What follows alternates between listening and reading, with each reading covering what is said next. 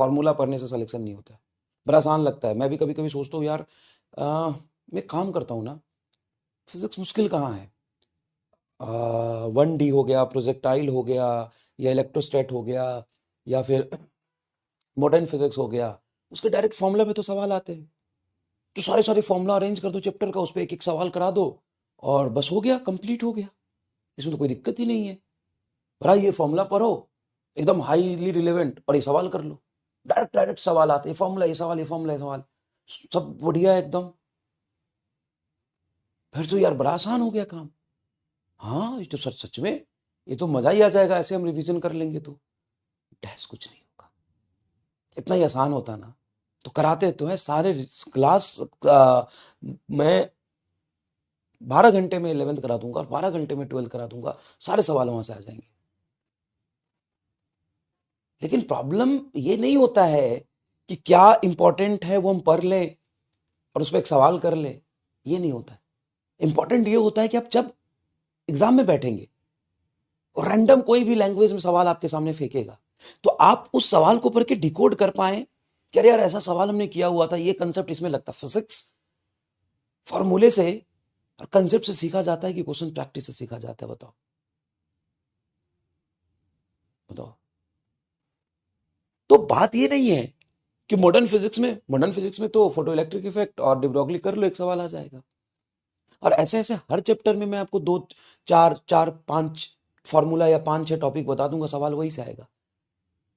मैं आपको 50 टॉपिक लिख के दे देता हूं और गारंटी देता हूं कि 25 सवाल वहां से आएगा, मेरे लिखवाल एकदम आएगा।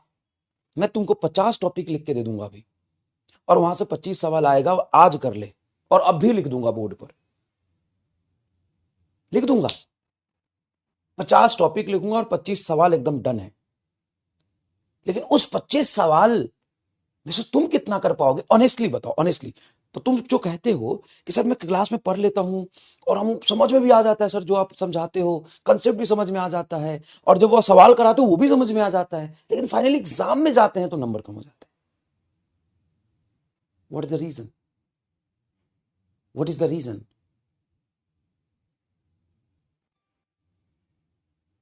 और सब लोग आसान रास्ते की तरफ भागते, देखो कूद पड़े सब। ह्यूमन हो, इंसान हो। चलिए लिख दो। हाँ लिख दूंगा। इंपॉर्टेंट टॉपिक से शुरू करते हैं। और आज मैं बोलता हूं वो 50 टॉपिक लेके बैठ जाना, से आराम से 25 सवाल आएंगे, आराम से 25 सवाल आएंगे। आओ आओ, कोई प्रॉब्लम नहीं। तुम देखो, सबसे पहला है बेटा gate, logic gate. Logic gate, कोई माई का लाल नहीं है जो पेपर बनाए और लॉजिक गेट का उसके सवाल ना हो। एक सवाल डन। 50 में से 25 तो छोड़ो, पहला लिखा टॉपिक एक सवाल डन, लिख देता हूं, एक सवाल डन। दूसरा, photo electric effect, photo electric effect.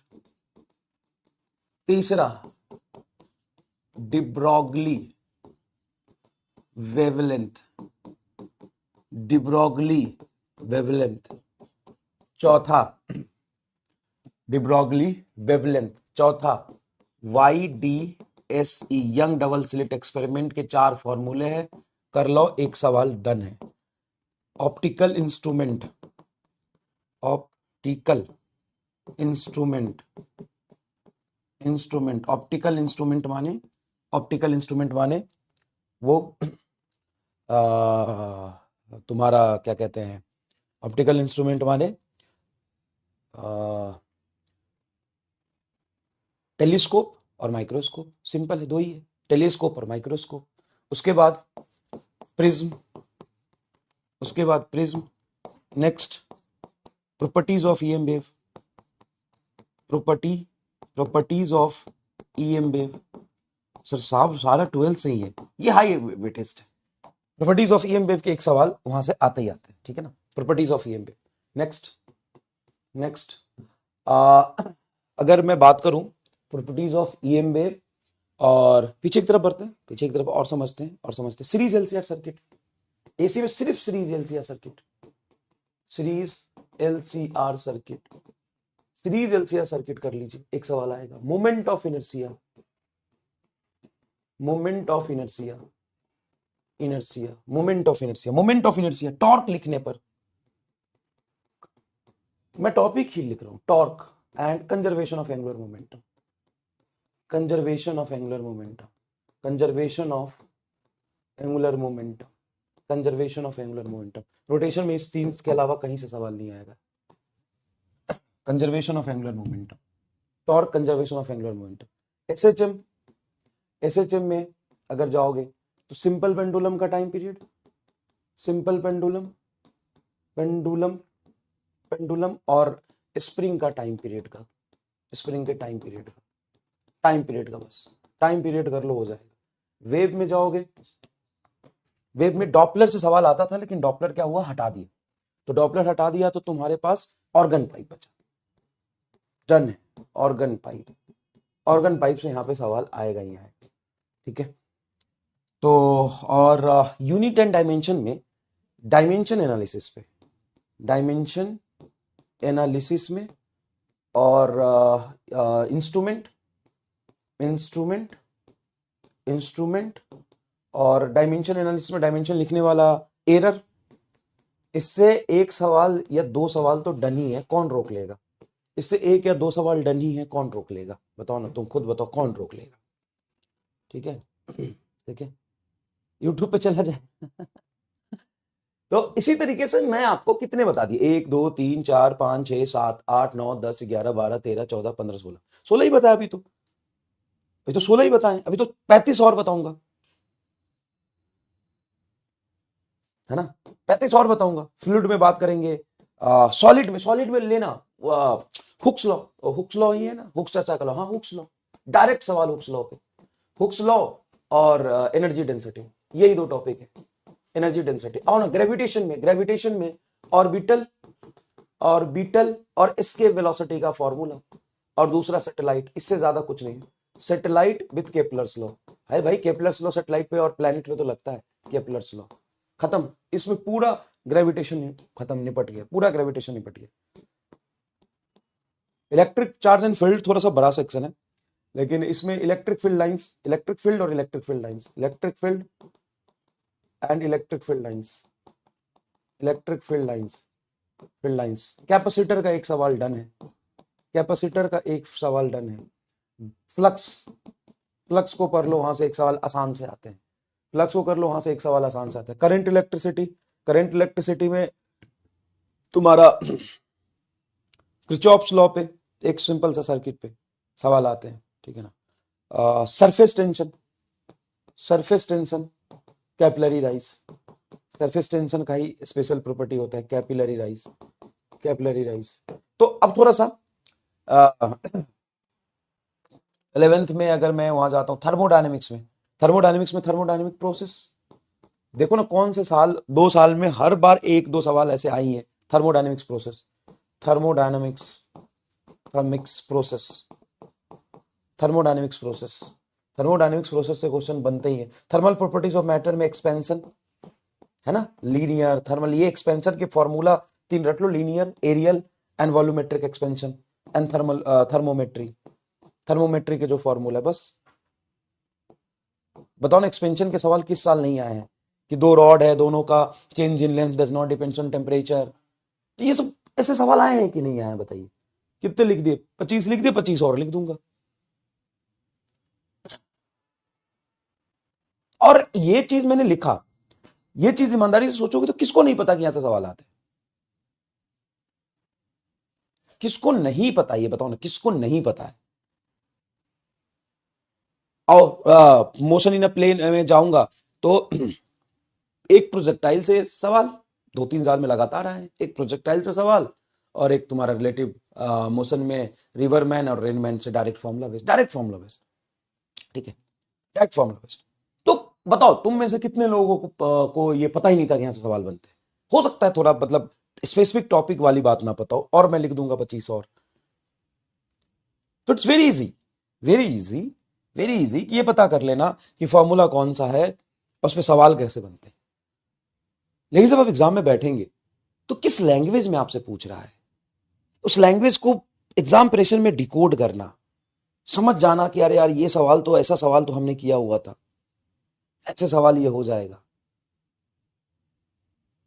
Centre of mass, collision पे बात ही नहीं करी अभी, है ना, कोलिजन कोलिजन कोलिजन पे बात ही नहीं करी अभी। कोलिजन में नेचर ऑफ कोलिजन के फॉर्मूले पे सवाल बनता है।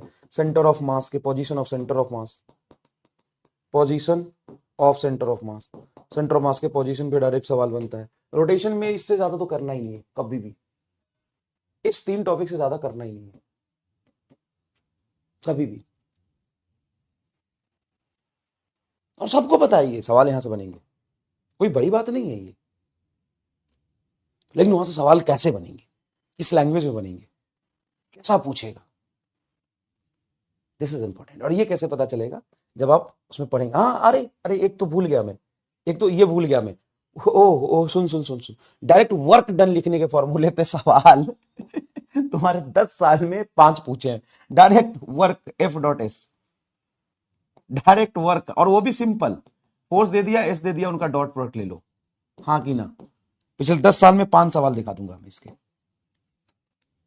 F.S, पावर, ये दो इनका फेवरेट टॉपिक है, पावर, और एक कर लो COME, conservation of mechanical energy, खत्म। पावर, पावर और वर्क, अगर ये 2 टॉपिक मैंने ले लिया तो कोई सा साल उठा के दिखा ले जिसमें ये 2 टॉपिक में से एक से भी सवाल ना हो। कोई भी ऐसा साल उठा के देख ले, मतलब हो सकता है 10 में 1 साल तुम्हें मिल जाए, लेकिन 10 में 9 साल तुम्हें जरूर मिलेंगे जिसमें इन दोनों में से एक टॉपिक पे सवाल है ही है।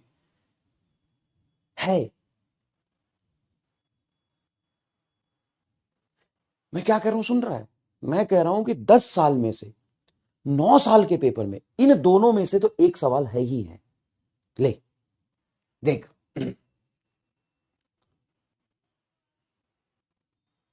9 साल में, मैं कह रहा हूं 10 साल में से 9 साल में इन दोनों में से एक सवाल, एक टॉपिक से सवाल तो है ही है।